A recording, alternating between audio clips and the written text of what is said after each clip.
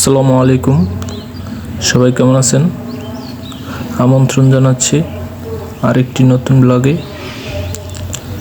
ক্ষেত দেখার জন্য আসছিলাম বাহিরে। ক্ষেত দেখার সময় একটা জিনিস লক্ষ্য করলাম, আমাদের যে পুকুর পাড় আছে, পুকুর পাড়ে ছোট ছোট কলা গাছ। তো লক্ষণীয় বিষয় হচ্ছে যে একটি কলা গাছে কলার যে ছড়ি সেটা দেখতে পাচ্ছি। তা আলহামদুলিল্লাহ, এটা খুব ভালো বিষয়।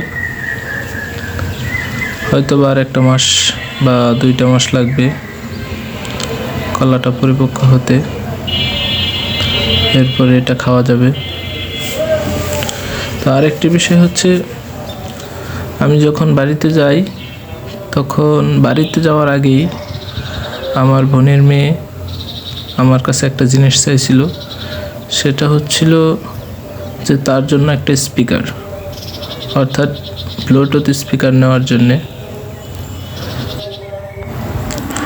অনেক দিন ব্লুটুথ স্পিকার খুঁজছিলাম, কিন্তু ভালো মানের স্পিকার না পাওয়াতে কিনতে পারি নাই।